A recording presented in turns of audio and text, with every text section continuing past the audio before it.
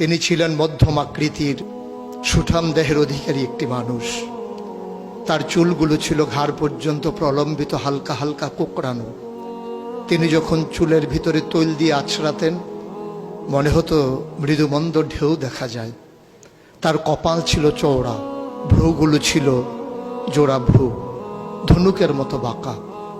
চোখের পাতাগুলো ছিল ফুটন্ত গোলাপের গোলাপি রঙের এক একটি পাপড়ির মতো। তিনি কখনো বা যখন চোখের পলক ফেলতেন মনে হতো মৃদুমন্দ বাতাসে গোলাপ পাপড়ি যেন দোল খাচ্ছে। তার চোখের সাদা অংশ ছিল রক্তিমাভ সাদা, কালো অংশ ছিল কৃষ্ণ কালো। তার নাকটা ছিল খাড়া, নাকের ছিদ্রগুলো ছিল ছোট ছোট। নাকের নিচে ছিল সরু চিকন গোঁফ, গোঁফের নিচেই সেই গোলাপি রঙের ঠোঁট। তার ঠোঁটগুলো যখন কখনো বা মুচকে হাসত, গোটা পৃথিবীর মানুষ অবাক বিস্ময়ে দেখত গোটা পৃথিবীতে যেন বিজলি চমকিয়েছে।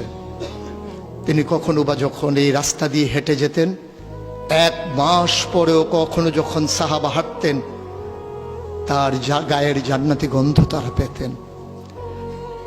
মায়েরা উম্মাহাতুল মুমিনিন যারা, তারা নবীর যখন কখনো এই ঘামে ভেজা শরীর নিয়ে ঘরে ঢুকতেন, কপালের ভিতরে মুক্তোর দানার মতো ঘামগুলো যখন জমে থাকতো, মায়েরা ছোট্ট শিশি খুঁজে সেই ঘামগুলো শিশিতে ভরে জমা রেখে দিতেন, কখনো বা ঈদে কোনো অনুষ্ঠানে যেন আতর হিসেবে ব্যবহার করতে পারেন।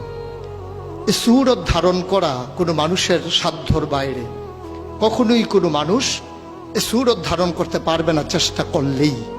কিন্তু তার সিরত যেটা অনুকরণীয়, অনুপম আদর্শ, তিনি এসেছিলেন এই জন্যে ওয়ামা আরসালনাকা ইল্লা রাহমাতাল লিল আলামিন। তিনি ছিলেন রহমত গোটা ধরনীর জন্যে। যেমন করে আল্লাহ বলেছেন, ফাবিমা রাহমাতিন মিনাল্লাহি লিনতা লাহুম ওয়ালাউ কুনতা ফাজ্জান গালিজাল কলব লানফাদ্দু মিন হাওলিক ফাআফু আনহুম ওয়াস্তাগফির লাহুম ওয়াশাওিরহুম ফিল আমর ফাইযা আযামতা ফাতাওয়াক্কাল আলাল্লাহ ইন্নাল্লাহা ইউহিব্বুল মুতাওয়াক্কিলিন। তিনি এসেছিলেন তেমন করে। কেন তাকে পাঠানো হয়েছিল? আল্লাহ নিজেই বলেছেন, লাকাদ কানা লাকুম ফি রাসূলিল্লাহি উসওয়াতুন হাসানা। তিনি ছিলেন মডেল, তিনি ছিলেন আইডল, তিনি ছিলেন আইকন, তিনি ছিলেন অনুপম আদর্শ, তিনি ছিলেন উসওয়াতুন হাসানা।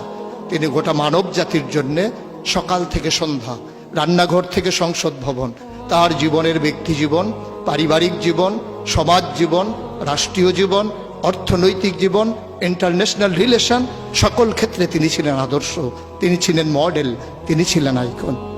১বিংশ শতাব্দীর সূচনা লগ্নে দাঁড়িয়ে গোটা পৃথিবী যখন ঝঞ্ঝা বিক্ষুব্ধ, গোটা পৃথিবীর মানবতা যখন আজকে ভুলণ্ঠিত, আজকে শুধু মুসলিম নয়, গোটা মানুষ যখন আজকে অপর মানুষের ভোটের নিচে পৃষ্ঠ হচ্ছে তার জীবন, মানুষগুলো যখন আজকে রক্তে রঞ্জিত হচ্ছে তার গোটা দেহ, সেই ফিলিস্তিনের দুধু মরুভূমি আজকে যখন আমার কিশোর ভাইয়ের রক্তে রঞ্জিত, সেই ঝিলাম নদীর পানি আজকে যখন স্বচ্ছ স্ফটিকের মতো আর নেই, কাশ্মীরের ভাইয়ের রক্তে যখন রঞ্জিত, পার্শ্ববর্তী আরাকানের মুসলমানেরা আজকে উখিয়ার সেই টেকনাফের তাঁবুর নিচে তারা যখন মানবেতর জীবনযাপন করছে, আজকে বারবার মনে পড়ে সেই নবীজির কথা।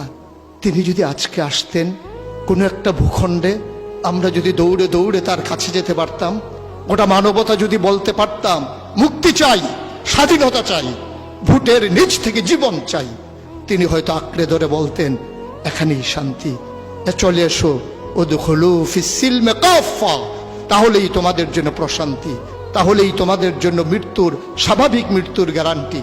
কখনোই আর ঝঞ্ঝা বিক্ষুব্ধ পৃথিবীতে তোমাদেরকে বুক পেতে দিতে হবে না বুলেটের সামনে।